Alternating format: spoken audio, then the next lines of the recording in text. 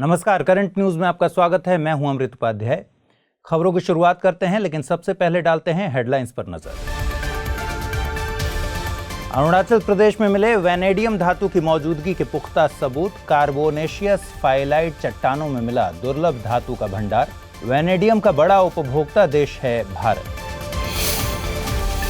Supreme court ने साफ पानी को बताया नागरिकों का मौलिक अधिकार। इस अधिकार को संविधान के अनुच्छेद 21 के तहत बताया संरक्षित।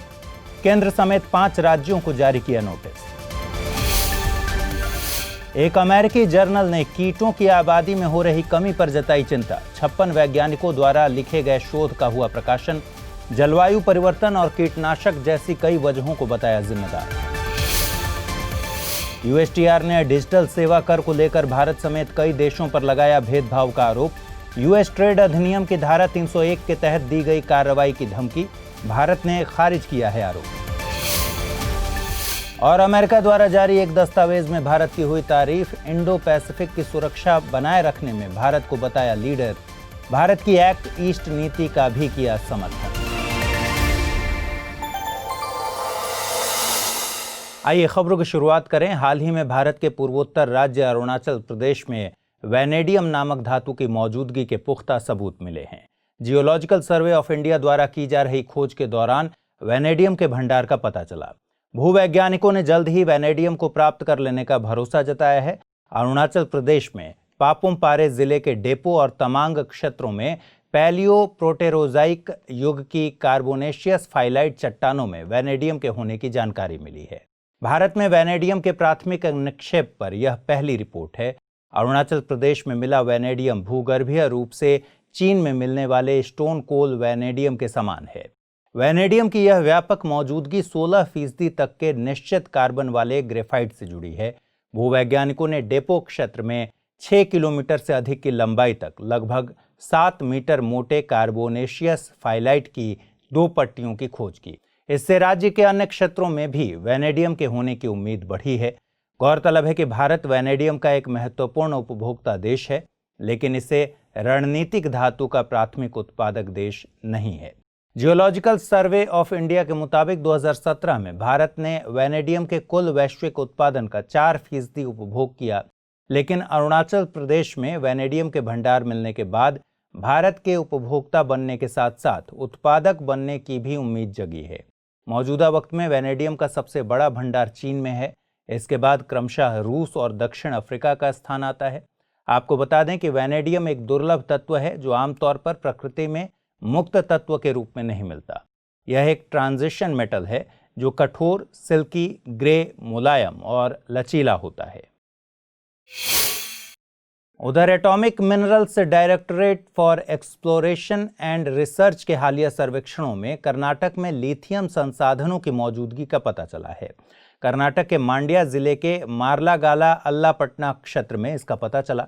इस क्षेत्र की आग्नेय चट्टानों में 1600 टन लिथियम संसाधनों की मौजूदगी देखी गई है। हालांकि अधिकारियों ने इस खोज के बाबत 2 चिंताएं भी जताई हैं। पहली यह कि इस नई खोज को इंफ्रारेड श्रेणी में रखा गया है। इस श्रेणी में उन संसाधनों को शामिल किया जाता है जिनकी मात्रा और ग्रेड या गुणवत्ता का अनुमान सीमित भूगर्भीय साक्ष्यों एवं नमूनों के आधार पर लगाया जाता है।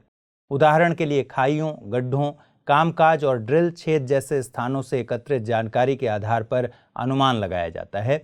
लिहाजा ऐसी जानकारियों की विश्वसनीयता कम होती है।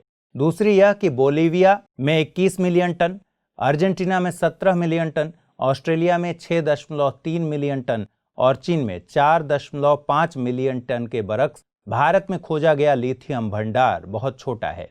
अधिकारियों के मुताबिक भारत लिथियम वैल्यू चेन में काफी देर से शामिल हुआ है। वह एक ऐसे समय में बाजार में प्रवेश कर रहा है जब इलेक्ट्रिक वाहन उद्योग अपने विकास के नए दौर में अपनी उपस्थिति दर्ज करा रहा है। Atomic minerals directorate for exploration and research परमाणु ऊर्जा विभाग की सबसे पुरानी इकाई है। एटॉमिक एनर्जी एक्ट 1948 और एटॉमिक एनर्जी कमीशन के तहत इसकी स्थापना 1949 में की गई थी। हाल ही में NMQTA यानी national mission on quantum technology and application के लिए तैयार विस्तृत परियोजना रिपोर्ट को अंतिम रूप दिया गया है। अगले 2 माह में इस मिशन को मंजूरी मिलने की उम्मीद है। केंद्रीय बजट 2020-21 में लॉन्च किए गए NMQTA पर 8,000 करोड़ रुपए खर्च करने का प्रस्ताव है। NMQTA एक अंतर मंत्रालयी मिशन है और department of science and technology इसकी नोडल एजेंसी है।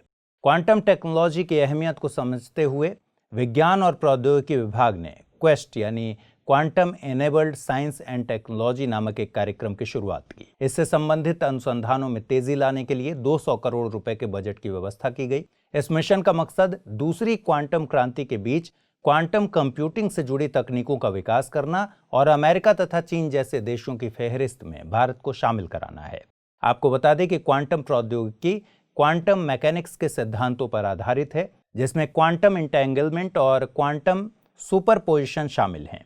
इस क्रांतिकारी तकनीक के पहले चरण ने प्रकाश और पदार्थ की अंतःक्रिया सहित भौतिक जगत के बारे में हमारी समझ विकसित करने के लिए आधार प्रदान किया और लेजर एवं अर्धचालक ट्रांजिस्टर जैसे आविष्कारों को बढ़ावा दिया। मौजूदा वक्त में क्वांटम टेक्नोलॉजी की एक दूसरी क्रांति देखी जा रही है, जिसका मकसद कंप्यूटिंग के क्षेत्र में क्वांटम मैकेनिक्स के गुणों का प्रयोग करना है।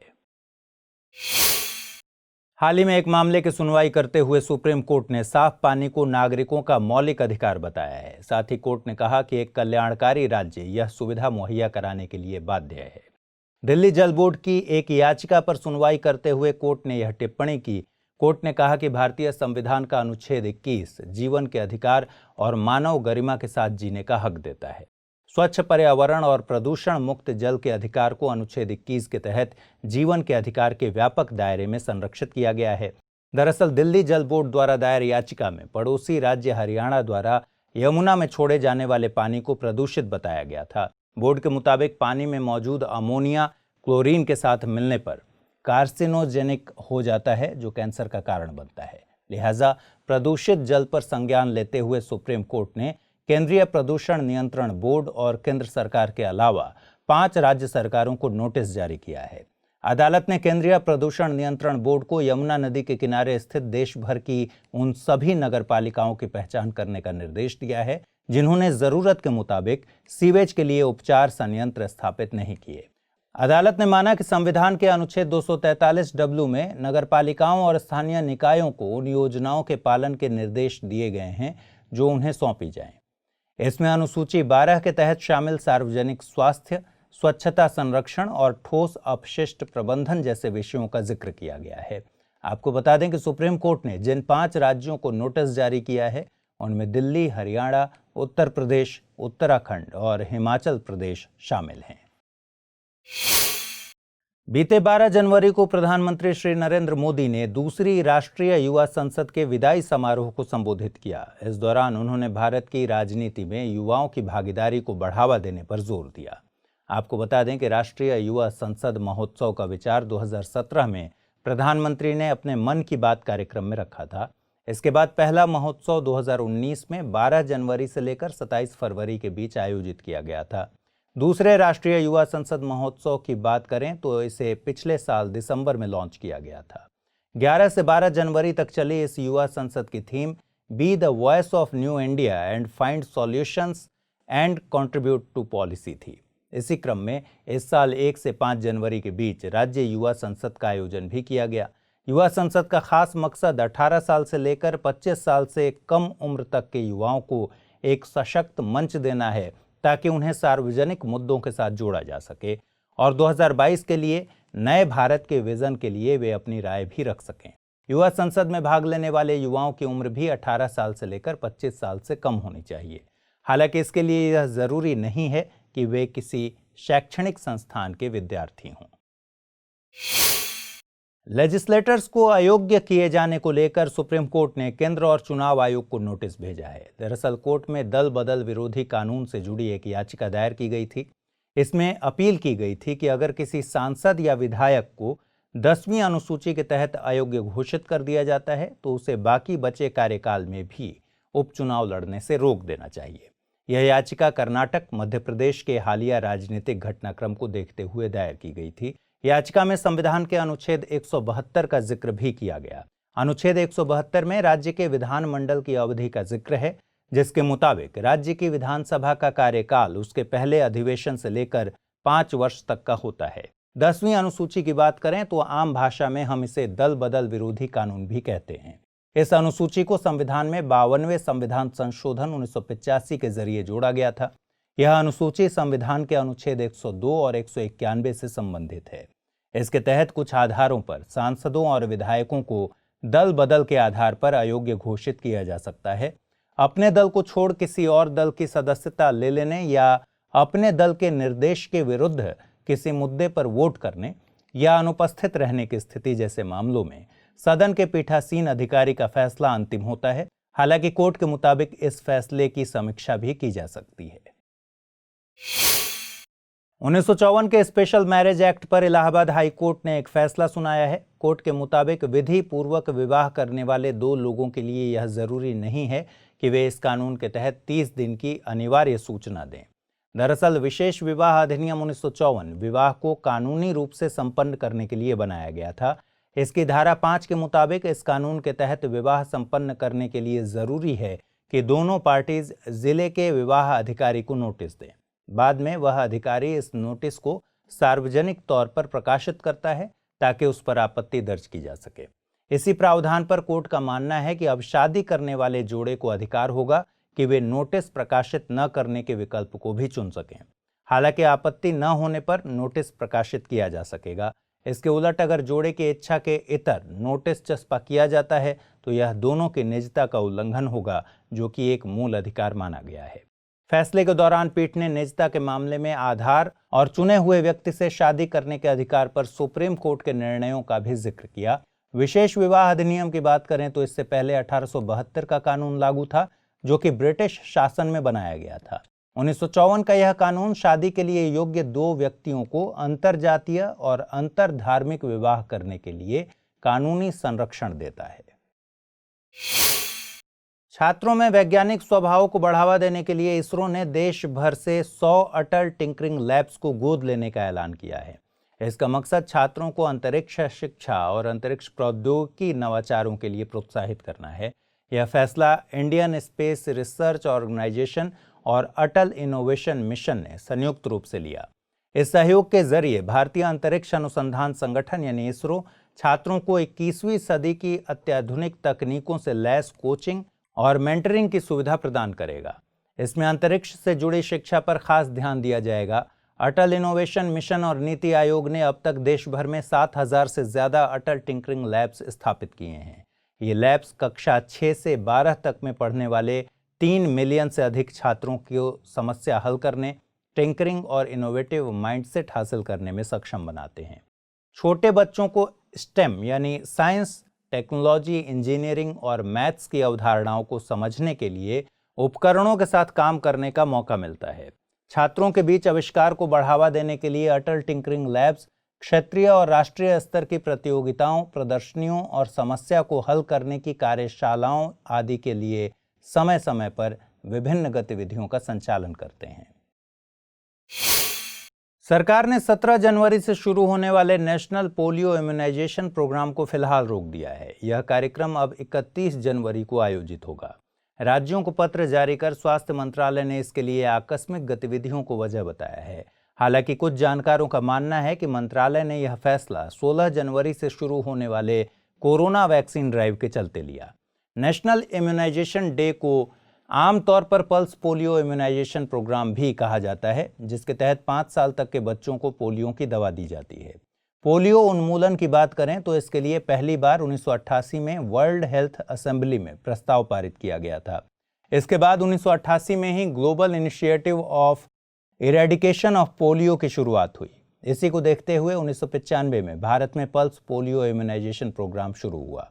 इस कार्यक्रम के तहत हर साल उच्च जोखिम वाले क्षेत्रों में राष्ट्रीय और राज्य स्तर पर टीकाकरण चक्र चलता है। देश में पोलियो उन्मूलन पर नजर डालें तो 2012 में ही WHO ने भारत को पोलियो वायरस ट्रांसमिशन से ग्रस्त देशों की सूची से हटा दिया था। भारत में पोलियो का आखिरी मामला 2011 में हावड़ा में पाया गया था। दरअसल पोलियोमाइलिटिस बीमारी पोलियो वायरस के चलते होती है, जिससे शरीर में अपंगता आ सकती है। यह वायरस एक व्यक्ति से दूसरे व्यक्ति में फैल सकता है, जिसके चलते व्यक्ति के स्पाइनल कॉर्ड को नुकसान हो सकता है। हाल ही में हुए एक अध्ययन के मुताबिक दुनिया भर में कीटों की आबादी खतरनाक दर से कम हो रही है। Proceedings of the national academy of sciences नामक एक प्रतिष्ठित जर्नल में प्रकाशित एक शोध में यह बात सामने आई। 56 वैज्ञानिकों द्वारा लिखे गए इस शोध से पता चला है कि जलवायु परिवर्तन, कीटनाशक, शाकनाशी, लाइट पॉल्यूशन, आक्रामक प्रजातियों एवं कृषि व भूमि उपयोग में बदलाव के कारण भारी संख्या में इनकी मृत्यु हो रही है। इस कारण हर साल संभवतः 1 से 2% कीटों की कमी हो रही है। 2 जाने माने कीट, मधुमक्खी और मोनार्क तितलियों को कीटों की समस्याओं और उनमें आ रही गिरावट के लिए उदाहरण के तौर पर पेश किया गया है। शोध के मुताबिक रोग, परजीवी, कीटनाशक और भोजन की कमी के चलते इनकी आबादी में नाटकीय रूप से गिरावट आई है। हालांकि शोधकर्ताओं ने यह भी साफ किया है कि सभी कीड़े तेजी से नहीं घट रहे हैं, कुछ फल फूल भी रहे हैं। उनके मुताबिक कीटों की पर्याप्त आबादी कई कारणों से महत्वपूर्ण है। एक ओर जहां वे दुनिया की खाद्य आपूर्ति में सहयोग करते हैं, वहीं वे परागण के जरिए फूलों के उत्पादन में भी मदद करते हैं। परागण एक ऐसी प्रक्रिया है जिसमें पौधे के नर भाग से पौधे के मादा भाग में पराग कणों का हस्तांतरण होता है। इसके बाद निषेचन और बीजों का उत्पादन मुमकिन हो पाता है। बीते 11 जनवरी को जैव विविधता पर वन प्लैनेट समिट संपन्न हुआ। पेरिस में हुए इस सम्मेलन को फ्रांस, संयुक्त राष्ट्र और विश्व बैंक ने मिलकर आयोजित किया था।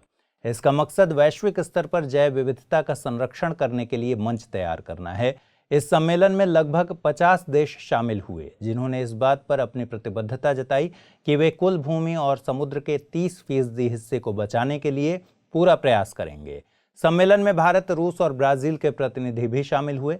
वहीं अमेरिका की तरफ से किसी अधिकारी ने इसमें शिरकत नहीं की। वीडियो कॉन्फ्रेंस में इन देशों ने 2030 तक प्रजातियों के विलुप्त होने और जलवायु परिवर्तन जैसे मुद्दों से लड़ने के लिए एक साथ आने की बात कही है।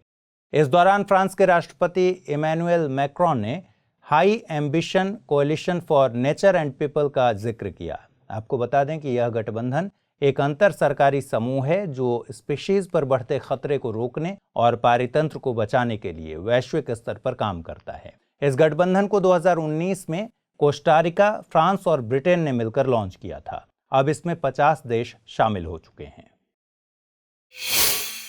पर्यावरण, वन और जलवायु परिवर्तन मंत्रालय ने देश के 146 राष्ट्रीय उद्यानों और वन्य जीव अभयारण्यों पर मैनेजमेंट इफेक्टिवनेस इवैल्यूएशन यानी प्रबंधन प्रभावशीलता मूल्यांकन जारी किया है। इस सर्वेक्षण में उत्तर प्रदेश स्थित कछुआ वन्य जीव अभयारण्य का प्रदर्शन सबसे खराब पाया गया। वहीं हिमाचल प्रदेश के तीर्थन वन्य जीव अभयारण्य और ग्रेट हिमालयन नेशनल पार्क ने सर्वेक्षण किए गए संरक्षित क्षेत्रों में सबसे बेहतर प्रदर्शन किया।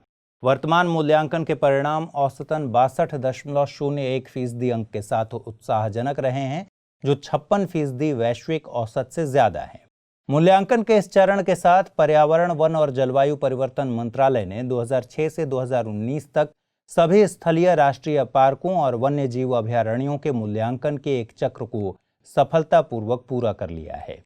मंत्रालय के मुताबिक संरक्षित क्षेत्रों का मैनेजमेंट इफेक्टिवनेस इवैल्यूएशन इन क्षेत्रों के लिए एक मुख्य साधन के रूप में उभरा है। सरकारों और अंतर्राष्ट्रीय संस्थाओं द्वारा संरक्षित क्षेत्र प्रबंधन प्रणालियों की क्षमताओं और कमजोरियों को समझने में इसका ज्यादा से ज्यादा इस्तेमाल किया जा रहा है। मंत्रालय ने ऐलान किया है कि 2021 से हर साल 10 सर्वश्रेष्ठ राष्ट्रीय उद्यानों, 5 तटीय और समुद्री पार्कों एवं देश के शीर्ष 5 चिड़ियाघरों की रैंकिंग की जाएगी और फिर उन्हें सम्मानित किया जाएगा।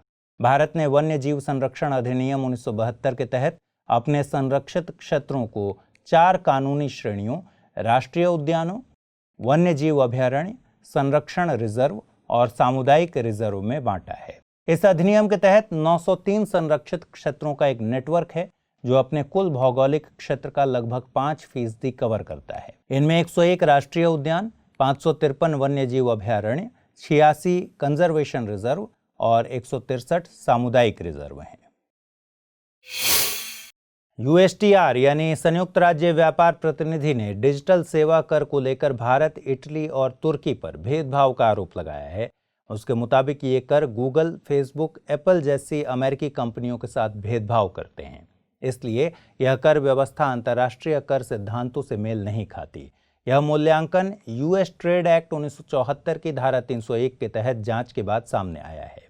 भारत के संदर्भ में USTR ने कहा कि यह कर व्यवस्था भारतीय कंपनियों को छूट देती है, जबकि गैर भारतीय फर्मों को नुकसान पहुंचाती है। इससे प्रौद्योगिकी उद्योग में पैर जमा चुकी अमेरिकी कंपनियां खासा प्रभावित होती हैं। यूएसटीआर का कहना है कि डिजिटल सेवा कर का नुकसान उठाने वाली 119 कंपनियों की पहचान की गई है, जिनमें 86 अमेरिकी कंपनियां हैं। इसलिए यूएस ट्रेड अधिनियम की धारा 301 के तहत कार्रवाई की जा सकती है। हालांकि भारत ने कहा है कि 2% इक्वलाइजेशन लेवी उन गैर निवासी ई कॉमर्स ऑपरेटर्स पर लागू होती है जिनका भारत में स्थायी प्रतिष्ठान नहीं है।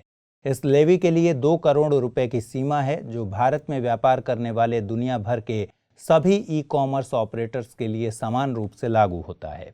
लिहाजा यह लेवी किसी भी अमेरिकी कंपनी के साथ भेदभाव नहीं करती। आपको बता दें कि वित्त अधिनियम 2020 में 2 करोड़ रुपए से अधिक का कारोबार करने वाले गैर निवासी ई कॉमर्स ऑपरेटर्स द्वारा किए जाने वाले व्यापार और सेवाओं पर 2% डिजिटल सेवा कर लागू करने के लिए संशोधन किया गया था।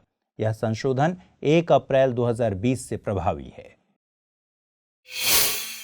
सीबीडीटी यानी central board of direct taxes ने हाल ही में एक ई पोर्टल लॉन्च किया। यह ऑटोमेटेड ई पोर्टल खास तौर पर कर चोरी को रोकने के मकसद से लॉन्च किया गया है। हालांकि इस पोर्टल पर लोग बेनामी संपत्ति और विदेशी अज्ञात संपत्तियों पर भी शिकायत दर्ज कर सकेंगे। सरकार का मानना है कि यह पहल कर चोरी रोकने और ई गवर्नेंस के मामले में बड़ा कदम है। आपको बता दें कि इस पोर्टल पर वे लोग शिकायत कर सकेंगे जिनके पास पैन या आधार कार्ड है। कार्ड धारक न होने की स्थिति में वन टाइम पासवर्ड का सहारा लिया जा सकता है। इस पोर्टल पर 3 कानूनों मसलन income tax act, black money, undisclosed foreign income and assets and imposition of tax act और प्रिवेंशन ऑफ बेनामी ट्रांजैक्शंस एक्ट के उल्लंघन के आधार पर शिकायत की जा सकेगी।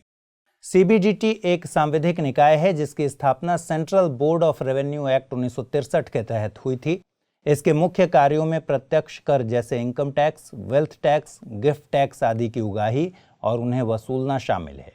इस बोर्ड के बनने से पहले सेंट्रल बोर्ड ऑफ रेवेन्यू अस्तित्व में था, जिसका गठन central board of revenue act 1924 के तहत किया गया था।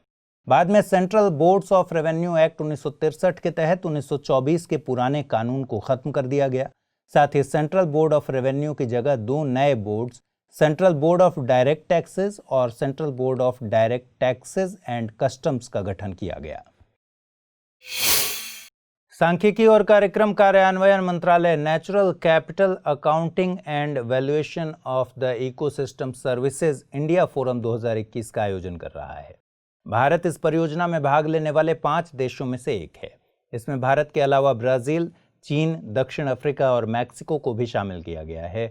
इस परियोजना के तहत कई पहलें की गई हैं, जिसका मकसद भारत में इकोसिस्टम अकाउंटिंग यानी पारिस्थितिक लेखांकन के सिद्धांत और व्यवहार को आगे बढ़ाना है। नेचुरल कैपिटल अकाउंटिंग यानी प्राकृतिक पूंजी लेखा एक व्यापक शब्द है जो प्राकृतिक पूंजी के स्टॉक और फ्लो को मापने और रिपोर्ट करने के लिए एक व्यवस्थित तरीका सुझाता है। यहाँ प्राकृतिक पूंजी का आशय अक्षय और गैर नवीकरणीय दोनों प्रकार के संसाधनों के भंडार से है, जो लोगों के जीवन यापन के लिए बेहद उपयोगी होते हैं। यह एक उपकरण है जो देश की प्राकृतिक संपत्ति के कुल जमा को मापने और अर्थव्यवस्था, पारिस्थितिकी तथा हमारे पर्यावरण के बीच संबंध पर नजरिया विकसित करने में हमारी मदद करता है। यह परियोजना यूरोपीय संघ द्वारा वित्त पोषित है। इसे संयुक्त राष्ट्र पर्यावरण कार्यक्रम के संयुक्त राष्ट्र सांख्यिकी प्रभाग और secretariat of the convention of biological diversity द्वारा संयुक्त रूप से लागू किया गया है। इसे भारत में पर्यावरण, वन एवं जलवायु परिवर्तन मंत्रालय और नेशनल रिमोट सेंसिंग सेंटर के सहयोग से सांख्यिकी एवं कार्यक्रम कार्यान्वयन मंत्रालय द्वारा कार्यान्वित किया जा रहा है। भारत चीन सीमा विवाद के बीच अमेरिका ने एक दस्तावेज जारी कर भारत को चीन पर बढ़त हासिल करने में सक्षम देश बताया है। रिपोर्ट के मुताबिक भारत के पास सीमा पर चीन की उकसाने वाली कार्रवाई का जवाब देने की क्षमता है।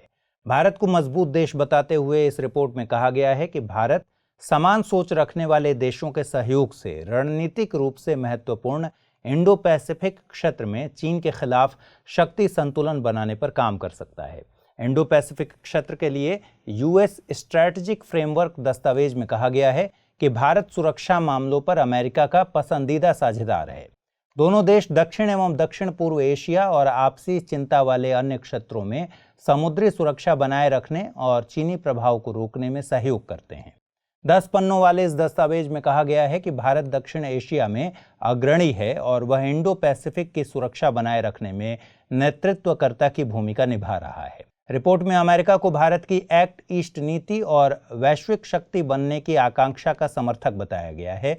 इसमें इंडो पैसिफिक क्षेत्र पर यूएस, जापान तथा ऑस्ट्रेलिया के विजन के साथ भारत के सहयोग की कोशिशों का समर्थन करने की बात भी कही गई है।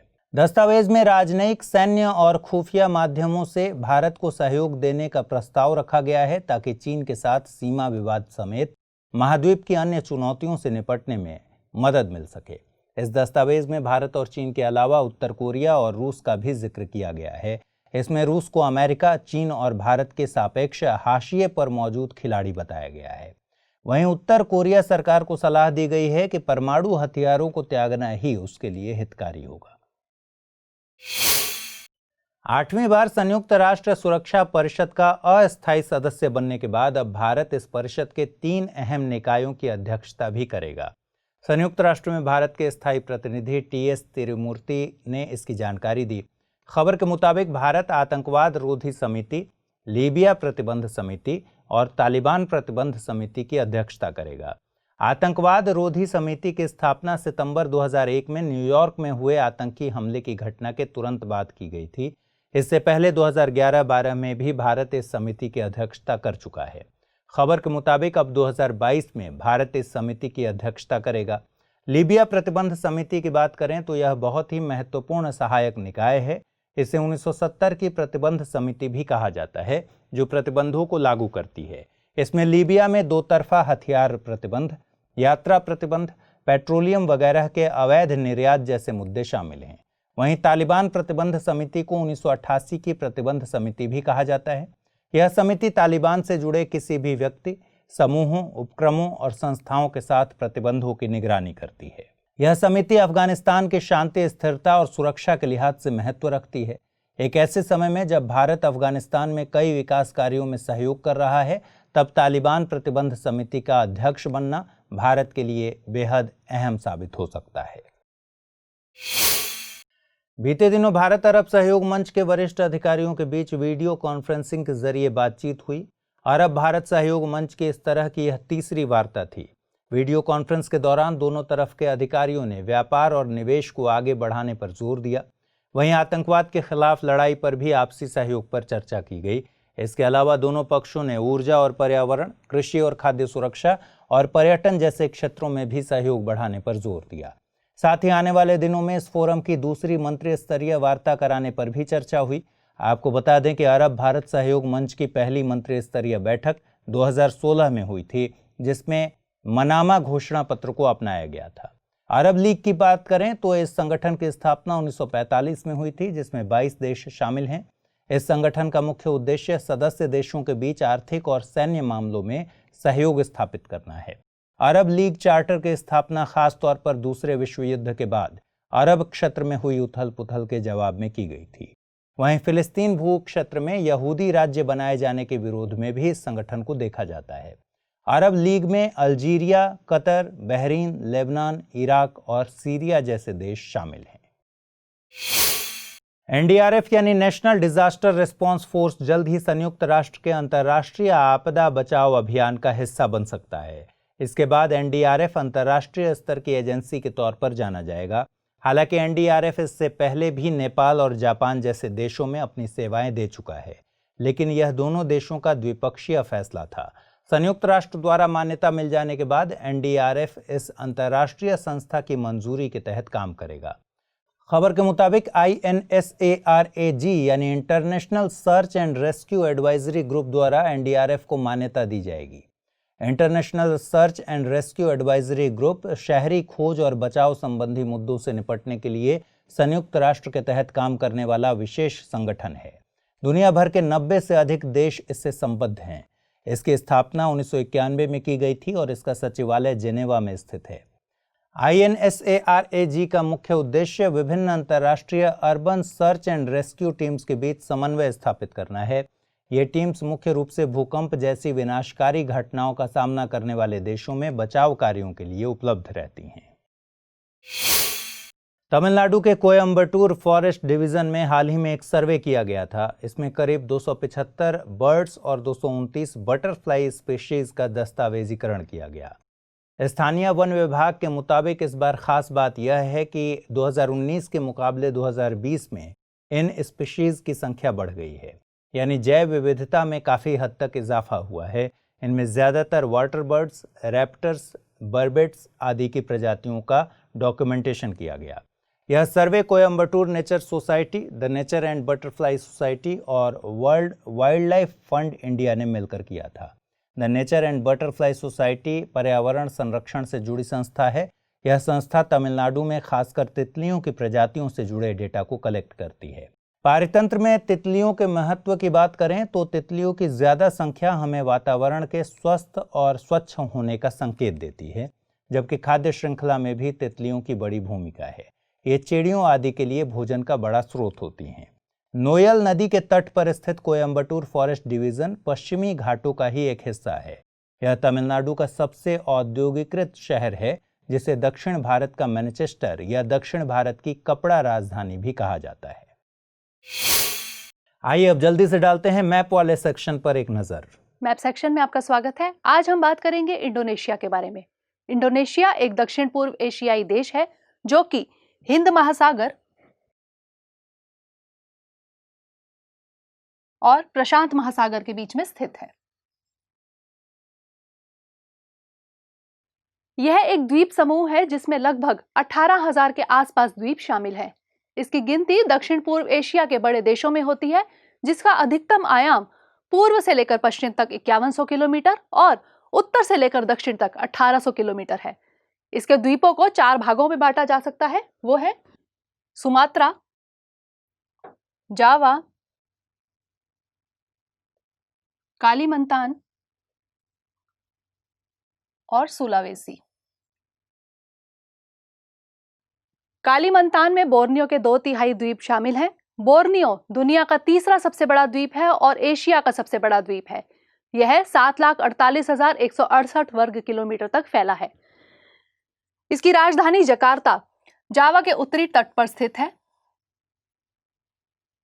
इसके अलावा मेदान, बांगडुंग, सुराबाया और देपोक आदि बड़े शहरों में शुमार किए जाते हैं। इंडोनेशिया सबसे अधिक मुस्लिम आबादी वाला देश है। यहाँ पर लगभग 227 मिलियन मुस्लिम रहते हैं। ये जितना भी आप एरिया देख पा रहे हैं, डार्क ग्रीन और जो लाइट ग्रीन से शेडेड है, ये सारा जो है मतलब मुस्लिम एरिया है और यहाँ पर जो है मुस्लिम आबादी रहती है। इसकी तटीय लंबाई 54,716 किलोमीटर है। यह अपनी तटीय सीमाएं हिंद महासागर, मलक्का जलडमरू मध्य, दक्षिण चीन सागर, जावा सागर, इसके अलावा मलक्कू सागर, प्रशांत महासागर, अराफुरा सागर, तिमोर सागर इनसे साझा करता है। यह बोर्नियो के उत्तर में स्थित मलेशिया से सीमा साझा करता है। साथ ही यह पापुआ न्यू गिनी और पूर्वी तिमोर के साथ भी यह सीमाएं साझा करता है। इसकी महत्वपूर्ण नदियां हरी, काम्पर, कपुआ, कायर, मूसी हैं और हाल ही में केरल राज्य बर्ड फ्लू के कारण चर्चा में है। इसलिए अगले बुलेटिन में हम केरल पर चर्चा करेंगे। आप इसके सीमावर्ती राज्यों के नाम बताना ना भूलें।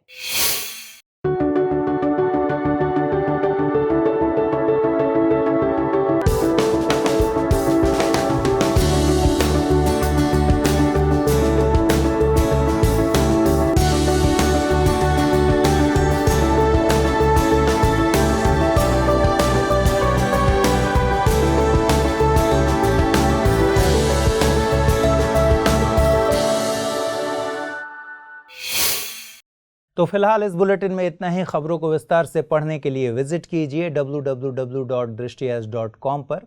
साथ ही दृष्टि आज के हिंदी और अंग्रेजी यूट्यूब चैनल को लाइक, शेयर और सब्सक्राइब करना मत भूलिए। लेकिन चलते चलते डालते हैं कुछ छोटी मगर जरूरी खबरों पर नजर। लंबे समय से चल रहे झगड़े के बीच सुप्रीम कोर्ट ने कृषि सुधारों से जुड़े 3 कानूनों के क्रियान्वयन पर फिलहाल रोक लगा दी है। इसके साथ ही कोर्ट ने इस मामले में एक समिति का गठन भी किया है। समिति में ऑल इंडिया किसान कोऑर्डिनेशन कमेटी के अध्यक्ष भूपिंदर सिंह मान, कृषि अर्थव्यवस्था के जानकार Pramod Kumar Joshi, international food policy research institute के पूर्व निदेशक अशोक गुलाटी और शेठकारी संगठन महाराष्ट्र के अध्यक्ष अनिल धानवट शामिल हैं। सैन्य बलों में एडल्ट्री यानी व्यभिचारिता या जार कर्म को अपराध की स्थिति में बनाए रखने के लिए केंद्र ने सुप्रीम कोर्ट में याचिका दायर की है। इसे कोर्ट ने स्वीकार कर लिया है। अब कोर्ट इस पर आगे फैसला देगा। दरअसल भारतीय दंड संहिता की धारा 497 में एडल्ट्री को अपराध माना गया है, जिसके तहत केवल पुरुष को ही अपराधी मानने का जिक्र है। हालांकि कोर्ट ने 2018 में आईपीसी की इस धारा को अनुच्छेद 14 और 21 के उल्लंघन के आधार पर रद्द घोषित कर दिया था। भारत की पहली स्वदेशी 9mm मशीन पिस्टल को डीआरडीओ और भारतीय सेना द्वारा संयुक्त रूप से विकसित किया गया है। विभिन्न भागों के डिजाइन और प्रोटोटाइप में 3D प्रिंटिंग प्रक्रिया का उपयोग किया गया है। इस पिस्तौल को अस्मी नाम दिया गया है, जिसका अर्थ है गर्व, आत्मसम्मान और कड़ी मेहनत। हर दूसरे साल होने वाले अखिल भारतीय तटीय रक्षा अभ्यास सी विजिल 21 के दूसरे संस्करण का हाल ही में आयोजन किया गया। इस अभ्यास में समुद्र के तटवर्ती क्षेत्र में मौजूद देश के 13 राज्य और केंद्र शासित प्रदेश, मत्स्य पालन करने वाले और तटवर्ती इलाकों में रहने वाले समुदाय भी शामिल हुए। भारतीय नौसेना ने इस समुद्री रक्षा अभ्यास का समन्वय किया। समुद्री रक्षा अभ्यास के पहले संस्करण का आयोजन जनवरी 2019 में हुआ था। हाल ही में पुरातत्वविदों ने इंडोनेशिया में 45,000 साल से भी पुरानी गुफा चित्रकारी की खोज की है। इस गुफा चित्रकारी को अभी तक खोजी गई दुनिया की सबसे पुरानी गुफा चित्रकारी माना जा रहा है। इस गुफा चित्रकारी की खोज इंडोनेशिया के सुलावेसी द्वीप से की गई है। आपको बता दें कि गुफा में सुलावेसी द्वीप में स्थानीय रूप से पाए जाने वाले जंगली सुअर का चित्र बना हुआ है। बीते दिनों केंद्रीय कैबिनेट ने भारत और यूएई के बीच वैज्ञानिक और तकनीकी सहयोग पर एमओयू पर अपनी मंजूरी दी। इस एमओयू के तहत दोनों देशों की संबंधित संस्थाएं मौसम विज्ञान, भूकंप विज्ञान और समुद्री सेवाओं पर ज्ञान, डेटा और उत्पादों के साझा करेगी। समुद्री सेवाओं में राडार, सैटेलाइट, सिस्मिक स्टेशंस आदि से जुड़ी सूचनाएं होंगी। वहीं सुनामी की फोरकास्टिंग के लिए सुनामी अर्ली वार्निंग सेंटर के मामले में भी सहयोग पर समझौता हुआ। बीते दिनों भारत और वियतनाम के बीच 13वें दौर की रक्षा सुरक्षा वार्ता संपन्न हुई। इस दौरान दोनों देशों ने आपसी सहयोग पहलों की प्रगति की समीक्षा की। साथ ही समग्र सामरिक साझेदारी के तहत सैन्य बलों के बीच समन्वय पर भी समीक्षा हुई। बैठक में दोनों देशों ने रक्षा उद्योग और तकनीकी सहयोग में मजबूत समन्वय पर जोर दिया। 13 जनवरी को प्रधानमंत्री फसल बीमा योजना के 5 साल पूरे हो गए। यह योजना 2016 में शुरू की गई थी। बता दें कि पीएमएफबीवाई कृषि एवं किसान कल्याण मंत्रालय की फ्लैगशिप फसल बीमा योजना है। इसके तहत किसानों को आपदा के चलते खेती को होने वाले नुकसान से सुरक्षा देने की गारंटी दी जाती है। योजना के तहत किसानों को कुल बीमा कवर पर रबी फसल के लिए अधिकतम 1.5% और खरीफ के लिए 2% हिस्से का भुगतान करना पड़ता है। हाल ही में प्रधानमंत्री कौशल विकास योजना के तीसरे चरण को लॉन्च किया गया। इस नए चरण में सभी राज्यों के 600 जिलों को कवर किया जाएगा। नए चरण में खास ध्यान नई पीढ़ी और कोविड से जुड़े कौशल पर रहेगा। बता दें कि पीएमकेवीवाई को 2015 में लॉन्च किया गया था। देश में युवाओं को मुफ्त कौशल प्रशिक्षण देना कौशल विकास एवं उद्यमिता मंत्रालय की इस फ्लैगशिप स्कीम का मुख्य उद्देश्य है। ओलिव रिडले टर्टल के संरक्षण के लिए जूलॉजिकल सर्वे ऑफ इंडिया ने हाल ही में इन टर्टल्स की टैगिंग शुरू कर दी है। ऐसा करने का मुख्य उद्देश्य ओलिव रिडले टर्टल्स के प्रवास के मार्ग को ट्रैक करना है। बता दें कि ओलिव रिडले टर्टल दुनिया के सबसे छोटे टर्टल्स में से एक है। ये प्रशांत महासागर, अटलांटिक महासागर और हिंद महासागर के गर्म जल में पाए जाते हैं। इस प्रजाति को IUCN की रेड लिस्ट में सुमेध्य की सूची में रखा गया है। ये टर्टल समुद्री तटों पर बड़े स्तर पर नेस्टिंग करते हैं, जिसे अरीबड्डा कहते हैं। भारत में इसके लिए मुख्य स्थान ओडिशा का ऋषिकुल्या बीच है। नेचर पत्रिका में हाल ही में प्लेटिपस जीव का जिक्र किया गया। प्लेटिपस को आमतौर पर डकबिल भी कहते हैं। अनोखी शारीरिक संरचना वाले ये जीव मुख्य रूप से पूर्वी ऑस्ट्रेलिया के जलीय भागों में पाए जाते हैं। प्लेटिपस स्तनपायी होते हैं, लेकिन खास बात यह है कि ये अंडे भी देते हैं। ये जीव जलीय भाग और भूमि दोनों पर रह सकते हैं और ये मोनोट्रेमेज की कैटेगरी में आते हैं। नेचर प्लांट्स नामक एक जर्नल में छपे शोध के मुताबिक चीन के झेजियांग में उगने वाला एक विशेष प्रकार के चावल के पौधे में रोगजनक बर्कहोल्डरिया प्लांटरी के प्रति प्रतिरोधक क्षमता है। पौधे के बीज का अध्ययन करने वाले शोधकर्ताओं ने पाया कि बीज के अंदर रहने वाले स्फिंगोमोनस मेलोनी नामक बैक्टीरिया ने पौधे को इस प्रतिरोध को हासिल करने में मदद की है। ये बैक्टीरिया एंथ्रालिनिक एसिड नामक एक एसिड का उत्पादन करते हैं जो रोगाणु को रोककर फसल को बचाता है। स्वास्थ्य और परिवार कल्याण मंत्रालय ने सफाई और स्वच्छता के उच्च मानकों के लिए सार्वजनिक और निजी स्वास्थ्य सुविधाओं को 5वें राष्ट्रीय कायाकल्प पुरस्कार से सम्मानित किया है। मंत्रालय ने भारत में सार्वजनिक स्वास्थ्य सुविधाओं में स्वच्छता और साफ सफाई सुनिश्चित करने के लिए मई 2015 में एक राष्ट्रीय पहल कायाकल्प की शुरुआत की थी। केरल के सबरीमाला मंदिर में हर साल आयोजित होने वाले मकरविलाक्कू पर्व में इस वर्ष पिछले साल की तुलना में श्रद्धालुओं की संख्या को कोविड महामारी के चलते कम रखा गया है। पिछले साल मकरविलाक्कू पर्व में श्रद्धालुओं की संख्या 3 लाख के आसपास थी। आपको बता दें कि मकरविलाक्कू पर्व मकर संक्रांति के अवसर पर मनाया जाता है। मकर संक्रांति के दिन सबरीमाला मंदिर में विशेष पूजा की जाती है।